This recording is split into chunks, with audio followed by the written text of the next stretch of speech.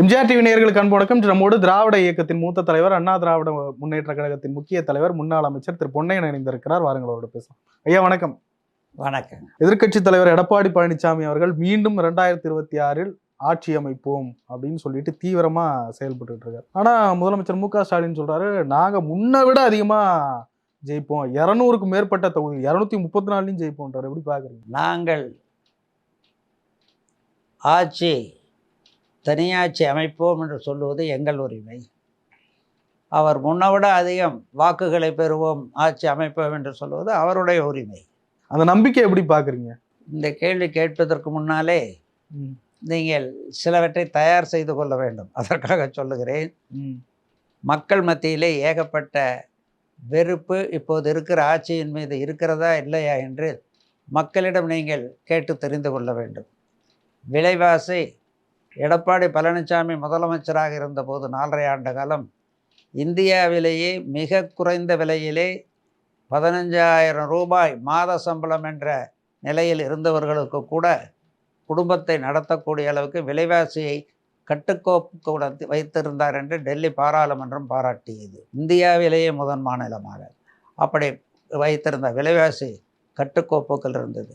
Wholesale ப்ரைஸை உளுந்து துவர அதெல்லாம் 15 ரூபாய்க்கு மேலே போகாமல் இருந்தது. ஆனால் தற்போது நிலை வேறு. 60 ரூபாய் 70 ரூபா உளுந்து துவரம் பருப்பு, பால் விலை 3 மடங்கு 4 மடங்கு உயர்வு, அனைத்து அத்தியாவசிய பொருட்களின் விலையும் 3 முறை 4 முறை என்று மடங்கு உயர்வு.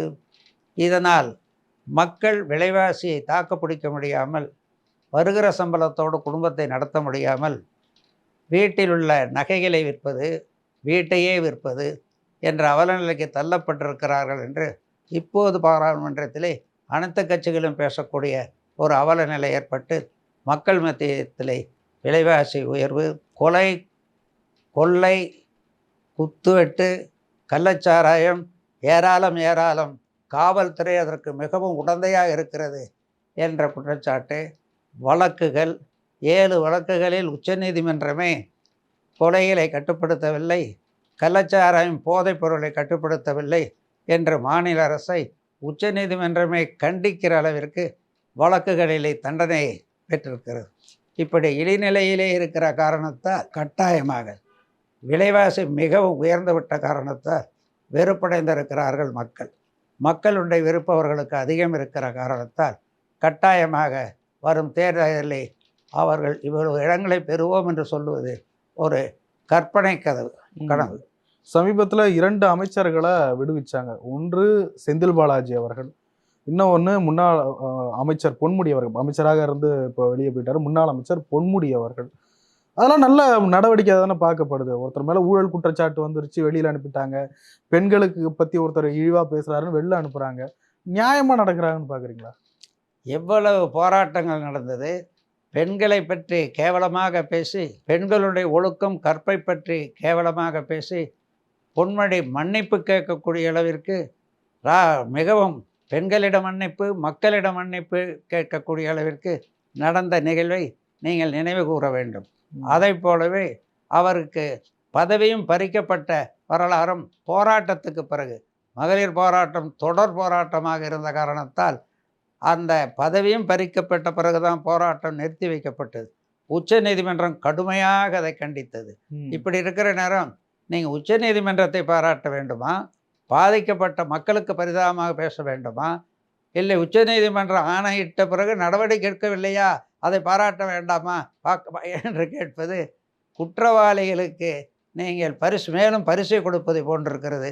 அது தவறு. கண்ணுக்கட்டுக்கு தூரம் வரைக்கும் அவங்களுக்கு எதிரியே இல்லையா, எதிர்த்து நிற்க ஆளே இல்லையா. தேர்தல் வரப்போகிறது, தேர்தலிலே பார்ப்போம். அவங்க இன்னொரு விஷயமும் ஸ்டாலின் சொல்றாரு, அதிமுக அமைக்கக்கூடிய கூட்டணி எங்களுக்கு தான் சாதகமா இருக்கு, அவங்க எப்படிப்பட்ட கூட்டணி அமைச்சாலும் ஓட்டு எங்களுக்கு தான் அதிகமா வரும். அது கற்பனை தானே. ஓட்டே வரல, இன்னும் தேர்தலே வரல, அப்புறம் அதுக்குள்ள அவங்களுக்கு தான் சாதகம் இருக்கு. கற்பனையில், அரசியலில், பொது வாழ்வில் என்ன வேண்டும் என்றாலும் பேசலாம். நீதிபதிகளாக இருந்து இதை நிர்ணயிக்க வேண்டியது பொதுமக்கள். எடப்பாடி பழனிசாமி அவர்கள் என்ன வியூகம் வச்சிருக்காருங்க? வியூகம் என்றாலே ரகசியம் என்று பொருள். அப்படி ஒரு கேள்வியை நீங்கள் கேட்கலாமா? தேர்தல் வியூகம் என்றது கூட்டணி வியூகம், இதெல்லாம் வெளிப்படையா நடக்கக்கூடியது. எதுவாக இருந்தாலும் சரி, வியூகம் என்பதே அரசியலில் ரகசியம். ம், ம், ம், ம், ம். போக போக நீங்கள் பார்க்கலாம். ஒரு மெகா கூட்டணி அப்படின்ற அவருக்கு அதுக்கு வாய்ப்பு இருக்கா? கட்டாயமாக வாய்ப்பு இருக்கு. போக போக பாருங்கள். கடந்த காலத்துல இருந்து ஒரு ஏறக்குறைய 2019 அந்த நாடாளுமன்ற தேர்தல் திமுக கூட்டணி உடையாம அதே ஸ்ட்ராங்லே நிக்குது. அந்த கூட்டணியை உடைத்தால் மட்டுமே அதிமுகவிற்கு கட்சிகள் மிஞ்சும். உடையாமல் ஸ்ட்ராங்கா நிற்கிறது என்பதை எதை வைத்து சொல்லுகிறீர்கள்? இதுவரைக்கும் பிரியலையா? திருமாவளவனுடைய பேட்டிகளை பார்க்கவில்லையா? நிகழ்வுகளை பார்க்கவில்லையா? அவருடைய கண்டன பேச்சுக்களை இங்கே பார்க்கவில்லையா? புரட்டி பாருங்கள். இருந்தாலும் கூட்டணியில இருந்து வெளியில சிபிஎம் எதிர்போராட்டங்களை நடத்தவில்லையா? கூட்டணி விட்டு மாறுபட்டு கூட உள்ளாட்சி தேர்தலில் சிபிஎம் நிற்கவில்லையா? இது அபத்தமான கேள்வி, உண்மைக்கு மாறான கேள்வி. இல்ல, இருந்தாலும் கூட்டணியில இருந்து அவங்க வெளியில வரல. கூட்டணி என்பதே இறுதியில் தான் முடிவு செய்யப்படும் என்று சிபிஎம் சொல்லியிருக்கிறது. விடுதலை சிறுத்தைகளும் சொல்லியிருக்கிறார்கள். மற்றவர்கள் இருக்கிறார்கள், அதை பற்றி கவலை இல்லை. அப்போ சிபிஎம்மோ விடுதலை சிறுத்தைகளோ அது அதிமுக கூட்டணிக்கு வருவாங்கன்ற நம்பிக்கை இருக்கா உங்களுக்கு? அது உங்களுடைய கற்பனையாக இருக்கலாம். நாங்கள் அப்படி சொல்லவில்லையே.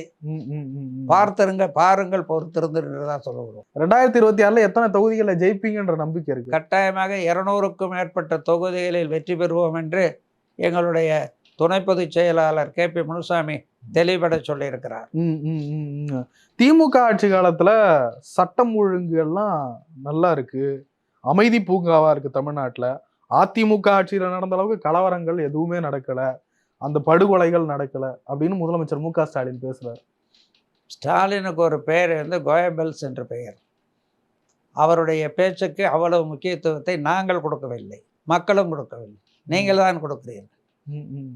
எதிர் பிரச்சாரம்ன்றது வேணும்ல, ஸ்டாலின் அவர்கள் சொல்றாரு. நாங்கள் எதிர் பிரச்சாரம் என்ன சொல்லுகிறோம் என்பதை பற்றி நீங்கள் எடப்பாடியார் அறிக்கைகளை படியுங்கள், புரிந்து கொள்வீர்கள்.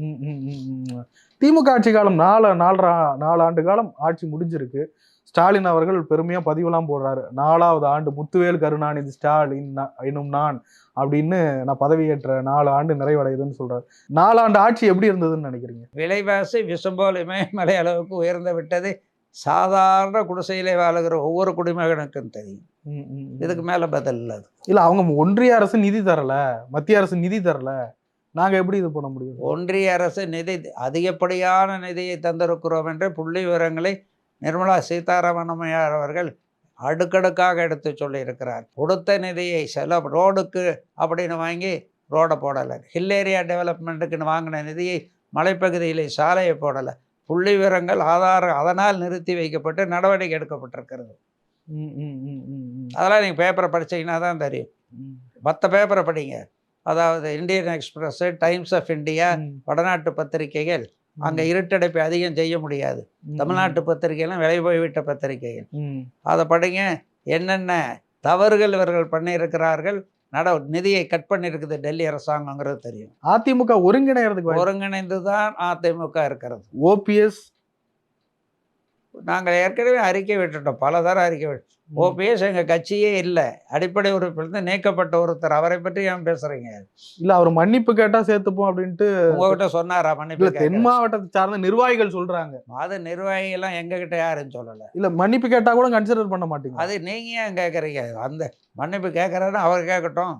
சசிகலா அவர்கள் ஒரு பொதுக்கூட்டத்துக்கு அதிமுக கொடியை கட்டிக்கிட்டு, நீங்கள் கூட கட்டிக்கிட்டு போகலாம், தடை இல்லையே சார். அது தொண்டர்களுக்கானது சார், கட்சிக்கு அப்படியெல்லாம் ஒன்றும் இல்லை. ஆசையில் பாசத்தில் கட்டலாம். இல்லை, இதுவே OPS கட்டினப்போ வழக்கு போட்டிங்கல்ல.